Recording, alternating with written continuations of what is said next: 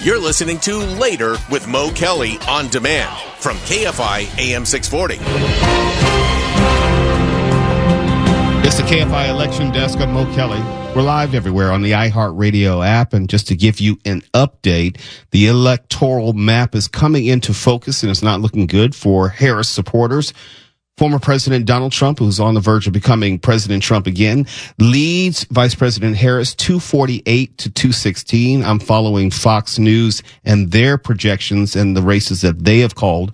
Most recently, Georgia has been called for former President Trump. And if you were listening when I was sitting in with Mark Thompson and Tim Conway Jr., I was making the point that for each state that Kamala Harris would lose tonight, that Joe Biden won in 2020, she would have to make that up elsewhere. Georgia, we all know how important it was in determining Joe Biden's victory back in 2020.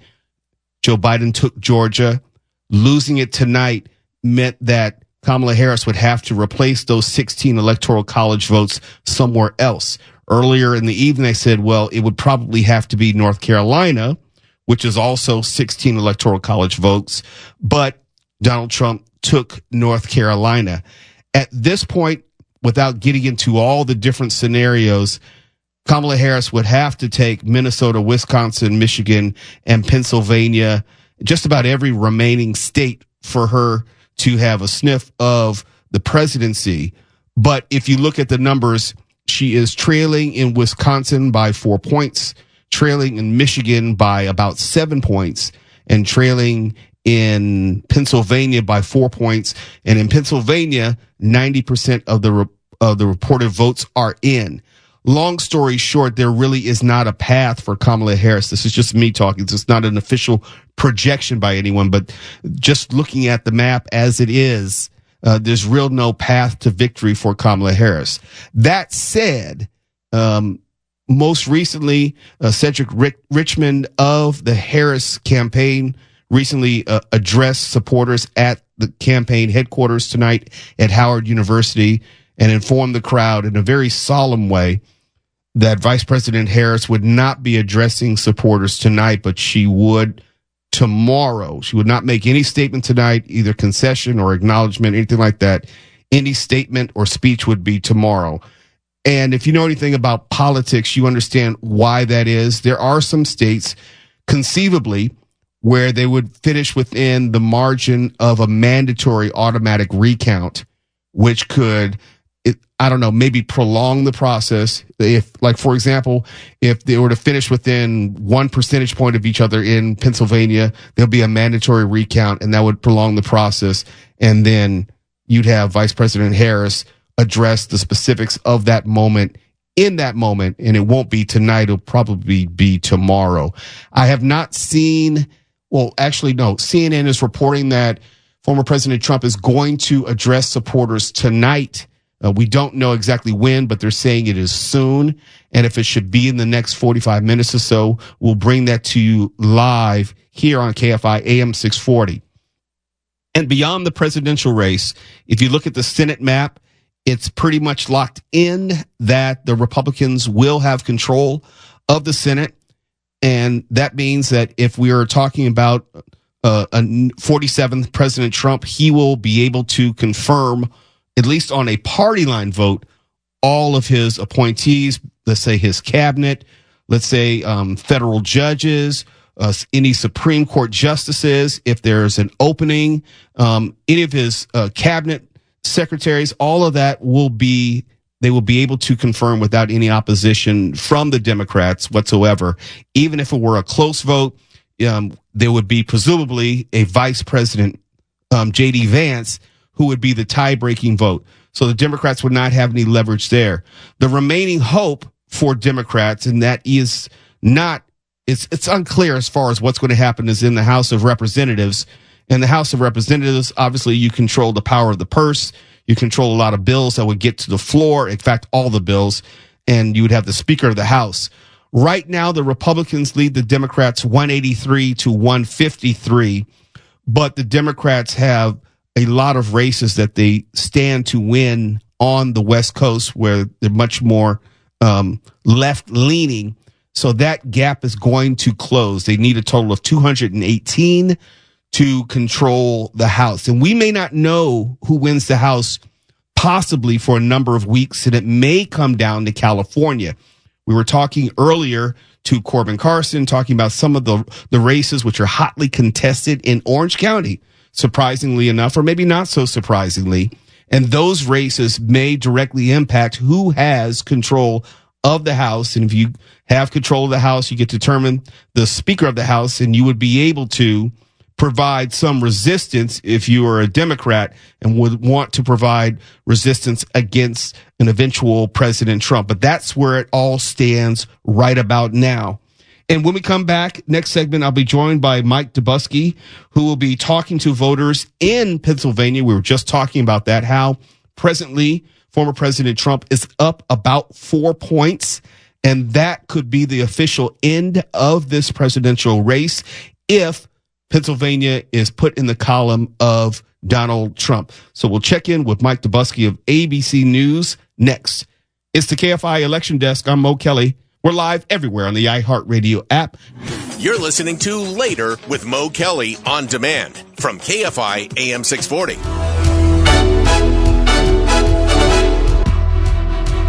KFI Election Desk. I'm Mo Kelly. We're live everywhere on the iHeartRadio app. And joining me right now is Mike Dubusky, ABC News reporter. And Mike is on scene in Pennsylvania, getting the temperature and the lay of the land. Mike, how you doing this evening? Or morning for you? Yeah, good morning, I think is the appropriate thing to say here. Good evening to you. The latest from Pennsylvania is that we have about 93% of the vote in this crucial swing state, 19 electoral votes up for grabs here in Pennsylvania. And Donald Trump leads by about 3 percentage points, about a little bit more than a 200,000 vote margin here in Pennsylvania. Right now I'm sitting in Bucks County, in Newtown, Bucks County. This is a district just north of Philadelphia, county just north of Philadelphia, and it is a county that has gone blue since the late 80s. You have to go back to the George H.W. Bush, Michael Dukakis election to find the last time that this particular county went to the Republicans. But right now, Mo, I can tell you, it is a Donald Trump held election with 69% of the vote in. Donald Trump has 141,000 votes, just over that actually, and Kamala Harris has 137,000 votes approximately, holding a slight lead here in Bucks County, Pennsylvania. Again, a crucial county in a crucial state. As it stands, it seems like if it holds, it numerically holds, this would be outside the margin of 0.5%, which would be for a mandatory recount. Is that correct? Right, yeah, and recount rules here in Pennsylvania are pretty interesting to pay attention to. So automatic recounts are triggered if a margin is less than or equal to 0.5% of the total vote. So that is certainly in play as the remaining votes are counted, I should say. Been talking with elections officials here, and in these counties where we are still waiting on a pretty substantial amount of the vote to come in, they're saying there's a lot of votes left to be counted. We're not having that conversation yet. And of course, if you think back to 4 years ago, we were waiting on Pennsylvania for a little while, 5 days, as a matter of fact, it took for Pennsylvania to be called for President Biden at the time. And that, is something that elections officials here have been trying to tamp down on. They don't want a repeat of 2020 because that time frame, that 5-day period, allowed conspiracies to flourish and for a general deterioration in trust in the system of counting votes here in the state of Pennsylvania. So elections officials have been saying that they have, trained their, vote talliers in a much more robust way. They have better machines and more machines that can do this, and they expect this process to go a lot more quickly than it did 4 years ago. What that means on the ground, it's still sort of unclear. An election official told me yesterday that we could be, getting a final total around midday tomorrow. But, things change in a day, and that's certainly the case here in Pennsylvania. Speaking of things changing from 4 years ago, please correct me if I have this wrong. Is it now that Pennsylvania was allowed to process and start counting the mail-in ballots earlier than 4 years ago? Right. So the absentee ballots are counted at the same time. That was 7 a.m. on this morning, or I should say yesterday morning here in Pennsylvania.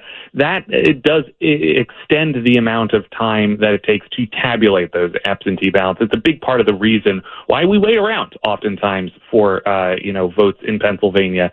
There has been a number of lawsuits filed around mail-in ballots. As of right now, undated ballots are not going to be counted. However, voters in this state had until about 8 p.m. or, depending on your county, potentially as late as 10 p.m. to submit a provisional ballot in case you mailed in your ballot and you forgot to write the date on it. That also, all this extra stuff, these sort of edge cases, is going to prolong the amount of time it takes for vote talliers to make sure that the vote is accurate and processed correctly. Means we might be sitting here for the next couple days or so. Thanks to the internet, or blame the internet, everyone kind of knows what is happening around the country. I know that you have been talking to Pennsylvania voters over the course of the day into the evening. What has been the general feeling about not necessarily just what's happening in Pennsylvania, but according to Pennsylvania voters, what are they thinking about the larger picture? So according to exit polls that we've put together here at ABC News, there are 4 main issues that voters voted on this election cycle. This is across the country, but it's absolutely reflected here in Pennsylvania. Number 1, protecting democracy. That was an interesting issue to be seen at the top of this list. Under that, the economy, which we're seeing show up in House races, across Pennsylvania or down ballot races, I should say, across Pennsylvania and across the country as well. Below that, abortion and immigration. And I'll just say anecdotally, in talking to voters over the last day or so, we saw Vice President Kamala Harris hold that big rally in Philadelphia on the steps of the Philadelphia Art Museum. Talking to voters going into that event, you could not find a single person who did not list abortion and women's rights issues as the top reason they were voting this election day. That was the thing they had in their minds as they cast their ballots. And similarly, on the other side of the aisle, right here in Bucks County, where I am right now, it's actually less than a 10-minute drive from where I am right now, J.D. Vance held a rally at an athletic club here in town. And talking to voters going into that event, all of them listed the economy. They were concerned about wages. They were concerned about inflation and generally unhappy with the economic policies of the Biden administration. Saw Democrats over the past several years tout, major economic gains that really didn't show up for a lot of people, at least here in Pennsylvania. That's what they've been saying, that, this sort of disparate nature between what they're hearing from the top echelons of government, what they're actually seeing on the ground, just they couldn't square that circle. There's something that I personally want to know, and we may not know for a number of days until we get all the exit data, but there's a question of whether it was the issue that animated voters or whether it was the candidate. And the only constant between 2016, 2020, and 2024 is Donald Trump. And if we look at Kamala Harris, she has been running behind Joe Biden just about across the country, from what the states that she was winning to even the states that she was losing. Donald Trump is performing better in 2024 than he did in 2020. Is there anything that we can take away from that in the sense of, was it something wrong, air quotes, with the candidate, or was it the Democrats were talking about the wrong issues, or both? Right. You're absolutely right to cite the comparison between how Kamala Harris is being received by voters, from what we understand, versus both Joe Biden and Donald Trump. We're seeing really Kamala Harris only outperform Joe Biden's 2020 performance in 2 main sectors. One is women, and the other is college-educated voters. And that's kind of the only 2 areas in the electorate where she is outperforming her predecessor. And that is, an especially stark comparison when we consider the talk about Kamala Harris just mere months ago, that she was the more energetic candidate, that Democrats had this sort of momentum and energy around them. They had been touting the word weird to describe their opponents, and they had memes and all these sorts of things that were floating around the campaign, sort of indicating a certain youthful energy and momentum to the campaign. In the months since, we've seen a shift in that. All right, we've seen the Harris campaign try to cater to median voters a little bit more. We've seen Republican endorsements be touted by the Harris campaign. Yeah, that is a different sort of strategy from the initial part of the campaign that we first saw kind of take off in midsummer. And maybe that is part of the reason that resonated with voters, or that showed up with voters. it's really unclear. Again, a lot of the vote tally left to be counted here in some crucial areas in Pennsylvania. Here in Bucks County, as I said, about 69% of the vote is in, so we got a good chunk of that left to come. I was texting with a local elections official here just to kind of get an idea of exactly where those votes are left, and he hasn't gotten back to me. He may have very well gone to bed, which, reasonable. I'm a little jealous at this point, but, that is kind of the nature of the game here in Pennsylvania. Mike Dubusky, ABC News reporter, joins me. And Mike, before I let you go, one more question. We know that the Republicans are going to be taking control of the Senate, and that is due in part to what it looks like is going to be the Democratic incumbent Bob Casey losing in Pennsylvania if the results hold true. Is there anything that we can take from that? Yes. So that is a huge race here. Now, it is worth mentioning that as of right now, ABC News has not projected a winner in the Pennsylvania Senate race. But if I can just pull up the numbers here and give you the latest, Dave McCormick, a former hedge fund manager, is leading in that crucial Senate race against Bob Casey, the incumbent Democrat who has held this position since 2006 by a margin of 2 percentage points. Just about 100,000 votes separates these two candidates. There is 92% of the vote reporting in that particular race. This is a real big upset. Again, Bob Casey has held this Senate seat for a long time. And we've actually seen Dave McCormick take a run at the Senate seat in Pennsylvania before and fail. Back in 2022, he lost the Republican primary to Dr. Oz, who then, of course, went on to lose the race to Democrat John Fetterman here in Pennsylvania.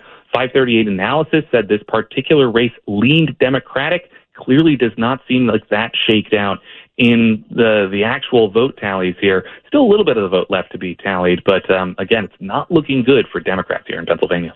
Mike, after we get off the phone, do you get to go to sleep? Maybe soon. I'm not gonna. In a similar way, we're not gonna make a projection. Mike Dubusky, ABC News reporter. Thank you, Mike, so much for coming on tonight. Of course, bud. Take care. Bye. It's the KFI Election Desk. I'm Mo Kelly. We're not done yet. We have more information on the local races, propositions, the measures, and also the national races and what is shaping up to be possibly a return to the White House by former President Trump. You're listening to Later with Mo Kelly on demand from KFI AM 640. It's the KFI Election Desk. I'm Mo Kelly. We're live everywhere on the iHeartRadio app. We're monitoring Trump headquarters as the former president is about to address his supporters. Is a huge venue where it seems like it's imminent that he's going to speak. If and when he takes the stage, we'll bring those remarks to you live. I just want to give you a few anecdotes while we're waiting. And if you take a step back and if you take the emotion out of it, I think it's fair to say that the Democrats did the best with what they had. What I mean by that is, can we all agree that Joe Biden probably loses no matter what?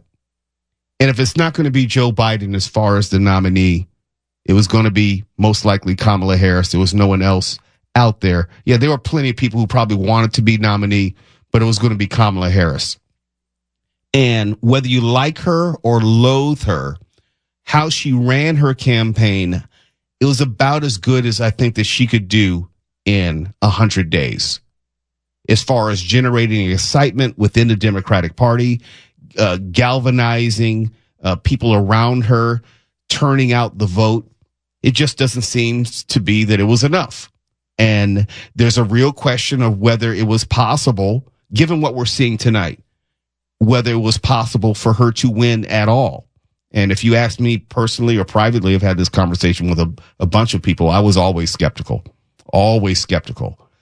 But we're seeing at this point, whereas, well, actually, Tuwala, and I know you remember this, I had a big problem with believing whatever the polls were saying, especially in Iowa. I was saying, like, they had this outlier poll that she might win Iowa. I said, I don't think so. And also these exit polls, it's like, I don't know if people are telling the truth. And I think it's borne itself out that people were saying one thing as far as polling, not necessarily that the pollsters got it wrong. I think they took the data that they had and tried to make sense of it. And it said that the race was tight, but that was based on what people were telling pollsters. Whereas I think it's more evident that people were telling pollsters what they thought pollsters wanted to hear. Absolutely. Absolutely. Unfortunately, we are seeing right now that anyone who believed that Trump had gone too far and there's no way he could win, he said too much, done too much, look at him, this, that, and the other. We heard you. We heard you loud and clear. And I know many of you believe that it was impossible. You're forgetting last election, he lost by just under 100,000 votes. That means half of the people in this country voted for him. Right now, what we're seeing is every single person who voted for him last time coming out again and then some. Those who are all hype in the streets over Kamala, I'm with her. I get it. Unfortunately, not enough of you were with her. I'm sorry. Well, math is math. It comes down to it where people said that or believed that former President Trump had reached his ceiling. And maybe that was true. Maybe he did reach his ceiling. And maybe Kamala Harris did have a higher ceiling. But Kamala Harris on this night did not meet her ceiling or what was thought to be her ceiling. Well, if you look at it like this, these numbers for Trump, I believe, are comparable to his numbers for the last election. Unfortunately, Kamala's numbers are not comparable to Joe Biden. Joe Biden's numbers. They are just under where Joe Biden was. And you pointed this out on, I believe it was Facebook, where she is trailing right under where Joe Biden was in every one of the battleground states. Yep. That math was not going to lead her to victory. Maybe she started too late in the race. There's who knows what the reasons are. But when it comes down to people getting up and voting, I know there's still some ballots still being counted, but it's too little too late when you are calling these major battleground states. Now, to her credit, and I mean this to her credit, given the circumstance of being put in a race 100 days before the election, she did far better than I think anyone did, because if you remember, we were trying to get her on the show back in 2020 and she was ducking us and refused to come on. And I didn't think that she was ready in 2020. And so the nation took a different look at her in 2024 as far as fundraising, as far as excitement, as far as voter enthusiasm. It was far better than whatever Joe Biden was ever going to lead to. I don't believe Joe Biden would have performed even this well. Well, I don't. I absolutely don't want anyone to walk away. I know partisan politics aside, I know we vote for who we want to vote for. We vote for who we like. I hope no one walks away from this election thinking that she did bad. She did not win, but she did not do bad. She is literally still just a few numbers short, just a few states short when it comes to voting. This is a great showing. I'll tell you, she will probably finish with more electoral college votes than Donald Trump did in 2020. That part. The math is the math. And it's not turning out in favor of Kamala Harris or the Democrats tonight. But she will. If I remember correctly, I think Donald Trump had 232 in 2020. And according to Fox News, she's sitting at 226. She'll probably win at least 2 or 3 more states. So it's, in an electoral college sense, it's not a blowout. It's not like that Donald Trump will have what they call that mandate. She did better than what Donald Trump did 4 years ago, but not good enough in the same way that Donald Trump did not do good enough 4 years ago. You're listening to Later with Mo Kelly on demand from KFI AM 640. And Fox News has called the state of Wisconsin for Donald Trump. And with that, they are projecting that Donald Trump will be the 47th president of the United States. And the acknowledgement is making its way through Trump headquarters, and they're beginning to celebrate. We're told that Donald Trump is supposed to take the stage momentarily We don't know exactly when that's going to be. We'll stay with you until he does take the stage, and then we could turn it over to him. I think that the Democrats obviously have some soul searching to do. And I can say just personally, this is just me personally, I was disappointed that the Vice President Kamala Harris did not address her supporters tonight. I think as a matter of course, you owe your supporters that.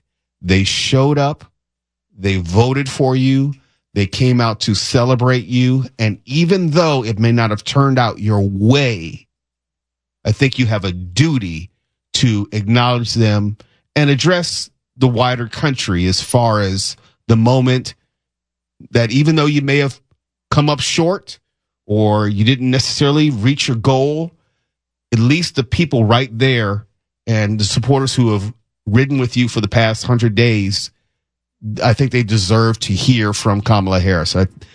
That was a mistake, and hopefully she'll learn from that, and we'll hear from her tomorrow. But I think she owed it to her supporters to address everyone and the nation tonight, but we're not going to hear from her, according to Cedric Richmond of her campaign. And we're still watching the Trump headquarters. We're waiting for former President Trump to come out and I would say address the nation. Yes, he's going to address the people in the room, but I'm quite sure he's going to address the nation as well. I can say that we still don't know about what's going to happen in the House, and we may not know until tomorrow or maybe even in the coming days, depending on what happens in California. But we do know the Republicans will control the Oval Office and the Senate. So if you're a supporter of President Trump, he's already in a very good position to be able to affect his agenda, at least in terms of his appointees, at least in terms of how he may want to get the ball rolling on his legislative agenda, appointment of his attorney general, appointment of his cabinet, appointment of federal judges. There will not be any Democratic opposition to that, with the exception of the Senate filibuster, and that just delays the inevitable. But this is where we are. This is what it's going to be in 2025. Donald Trump will be the next president of the United States. And with that, you can address the elephant in the room. His federal cases will probably disappear. Jack Smith, his federal cases, the January 6th, that will disappear. The state cases, as far as Georgia, that may continue, but it was not on track that it was going to come to fruition because of all the problems with Fani Willis. The New York case, the civil case, that remains to be seen as far as how much money that he'll have to pay. The 34 felonies, the state criminal case, he will still be sentenced for that. I don't know how that's going to be impacted, if only because he may be considered a sitting president by the time, I don't know when the sentencing was supposed to take place. So that is unclear. I'm not so sure about that. But that's not something that he can pardon himself for, because those are state charges, not federal charges. But the federal cases, we can assume that they're gone at this point.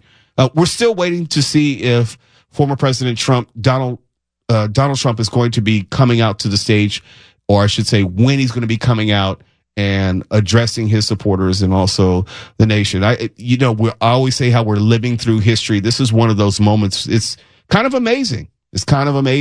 If only because, given the turmoil of the Trump campaign, given the turmoil in America, he has triumphed once again, and you can't take it away from him. There's other state races, Senate races, which are coming in that we're waiting to see. You may have heard my conversation with Mike Dubusky of ABC News. We were watching Pennsylvania, whereas Senator Bob Casey, the Democratic incumbent, is trailing. I mention that because if Bob Casey does go on to lose, that would give the Republicans another seat in the Senate and make it even more easy for Donald Trump to enact his legislative agenda with even a stronger majority in the Republican Senate. If he were able to get the House as well, he would in effect, control all the levers of government when you count the Supreme Court with a conservative majority. And it's rare that you would have a president who would have the House, the Senate, and such a strong majority on the Supreme Court. But that's all dependent upon whether the Republicans take the House as well. And if you're just tuning in, Fox News called the state of Wisconsin for Donald Trump. And with that, Donald Trump is projected as being the winner and the next president of the United States. That's Fox News. CNN is not there yet. They're still showing the electoral map as Trump 246 and Kamala Harris 187. But I think it's a fait accompli at this point. It's a foregone conclusion. It's just a matter of time before the other networks will catch up to Fox in that regard. Yeah, there's still ballots which have to be reported and tabulated in states like Pennsylvania. But as far as the path goes, there's no path for Kamala Harris to become president at this point. And we're going to keep it right here. I don't know. Hey, Stefan, I want to talk across the board. Are we going to keep it right here, or are we going to go to the hour news break? We're going to news break, but if he starts talking, we'll just jump right into it. All right, then. That's what we'll do. It's the KFI Election Desk. I'm Mo Kelly.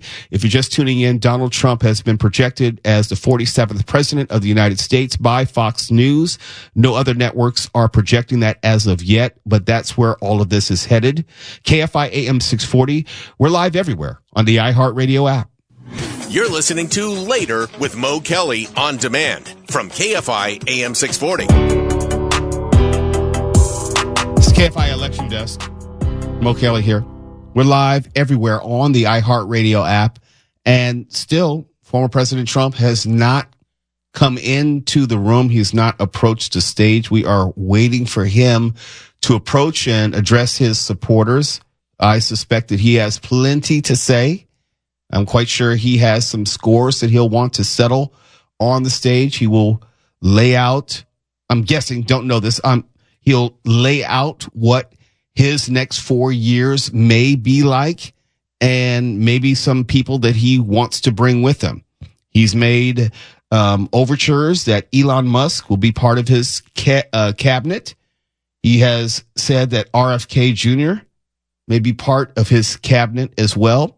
We'll see if he'll follow through on that and what a new Trump administration may look like. And so, all of this is going to be unclear. Maybe we'll see a softer side of Donald Trump now that he's won. I say presumably he has won, and maybe he will not take the road that many expect him to take.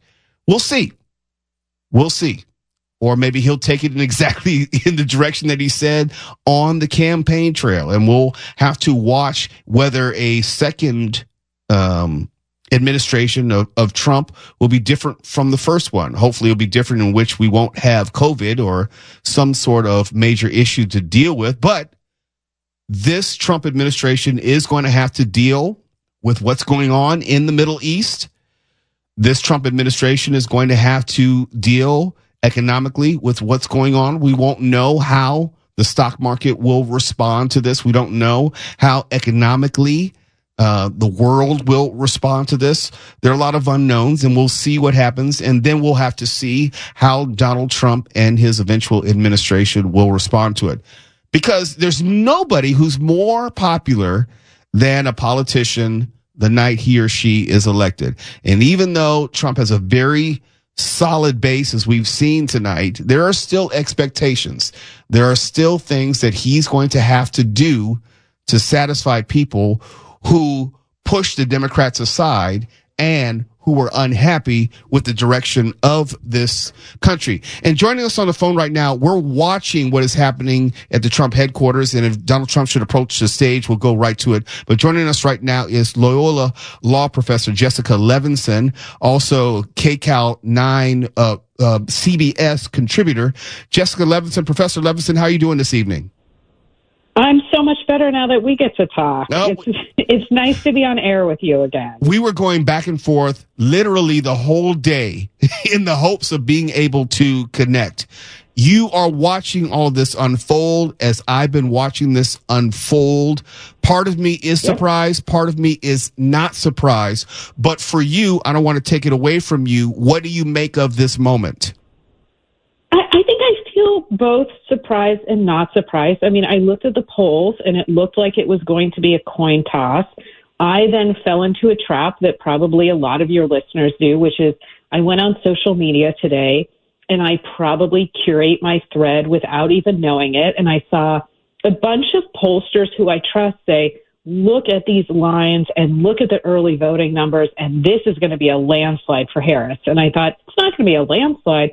But I did think, given the midterm elections, that the Supreme Court's decision in Dobbs to overturn Roe v. Wade was going to motivate a lot of women to go to the polls and vote for Kamala Harris.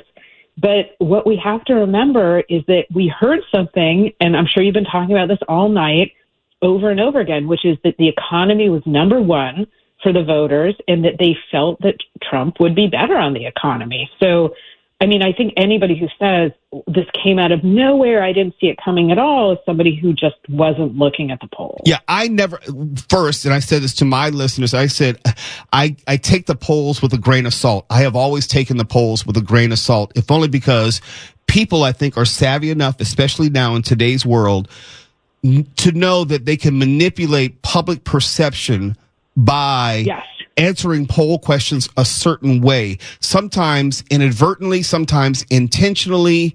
And the polls are a reflection of the pollsters, the questions which are being asked. And let's be honest, some people just outright lie.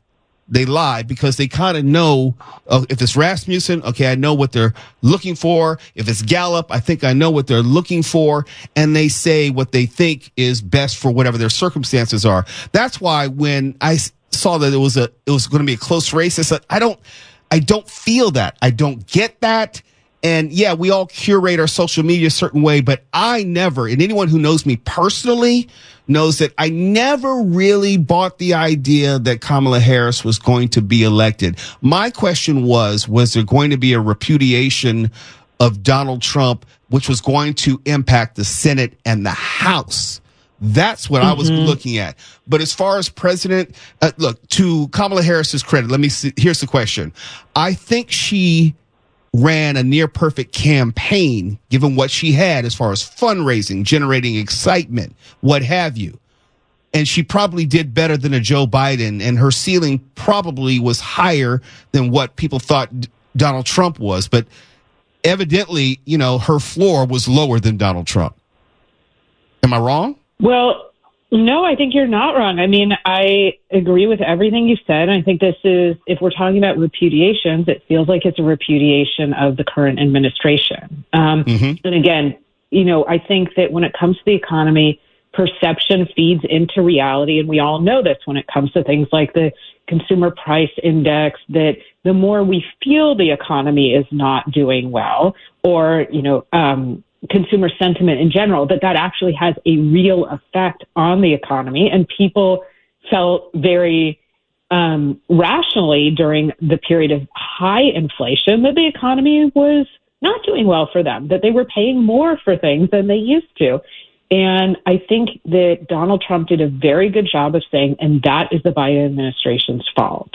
And, you know, whether or not Kamala Harris could have done anything more, I think you're right to point to the idea that maybe that's not the question here. It's not the question of should she have visited Pennsylvania one more time or Michigan. It seems to me, you know, it's a very different question than the one we were asking in 2016 after Hillary, where I think that was not a near perfect campaign that she ran. No. And so, yes, it feels like I agree with everything you said about the polls. I think people tend to also not want to tell the truth if they think a pollster is going to judge them for saying either I'm voting for Harris or I'm voting for Trump. I think people know they can manipulate the polls. I think a lot of people don't respond to the polls. It's clearly not a representative sampling, but the polls did hold in the sense that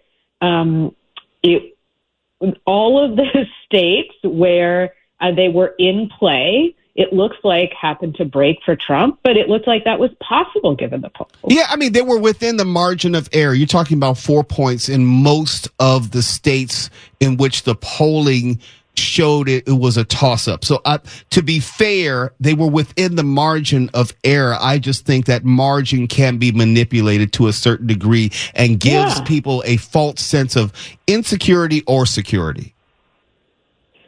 Well, I think that's right. I mean, and I think people in America, as you know, I mean, we all live in bubbles. We live in geographic bubbles. We live in our own kind of ideological bubbles. And I think we tend to talk to and interact with people who agree with us. And so, you know, it's that old joke the day after Nixon was elected, like, how could he have been elected? I don't know anybody who voted for him. Well, of course not, because we're not particularly good at talking to each other.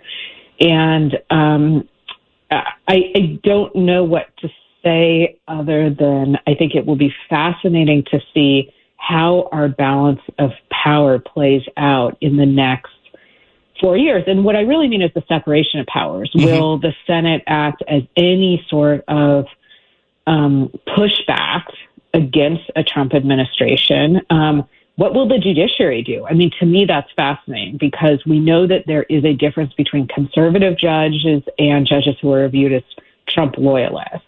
And one of the things I'll be watching is how much the judicial branch acts as kind of a safety valve against what I would view as potential overreach. Well, you talk about that potential overreach. We know that if you're looking if you're looking at the Senate as some sort of safety valve or some sort of bulwark against whatever Trump may do as far as his worst impulses, well, the Republicans are going to be controlling the Senate, so less likely, if at all, then, right? Well, I think that's right. And I mean, all indications are that the Republican Party plans to stand united behind Trump and that there are no real plans to have an intra-party fight and push back against Trump's legislative agenda. I mean, we have to see what happens in the House.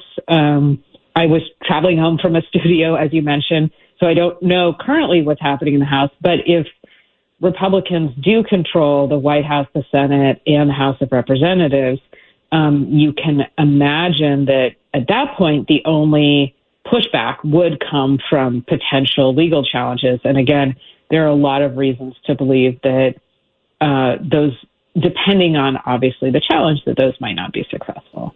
What about this? And I'm going to play the other side of the conversation.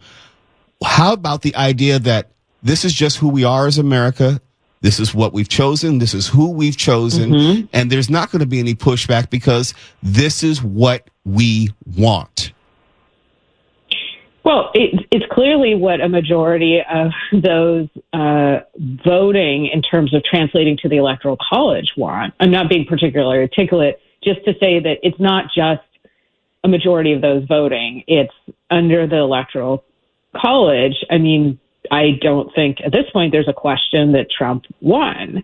And so having said that, I think there's a pretty big percentage of people for whom this is not what they want. Mm-hmm. But look, for people who either voted for Trump and stayed home and supported him, but support him anyway, yeah, I mean, this is clearly who we are. And I don't know that those who voted for Trump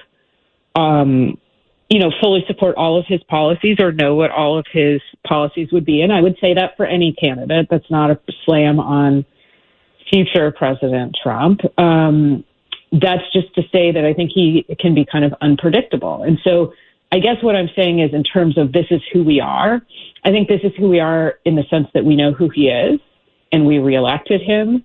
But do we know exactly what we're supporting? I think the answer is no, because that's somewhat unpredictable. Well, we're going to find out in short order. Loyola Law Professor Jessica Levinson, thank you so much for staying up late. I know it's been a long day for you. It's been a long day for me and all of America.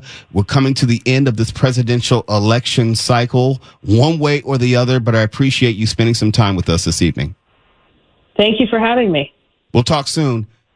It's the KFI Election Desk. I'm Mo Kelly. We're live everywhere on the iHeartRadio app. Okay, so half of us don't like the numbers, but we're doing this election thing. Can we just get to the suing part now, before Christmas? KFI. And KOST HD2. Los Angeles, Orange County. Live everywhere.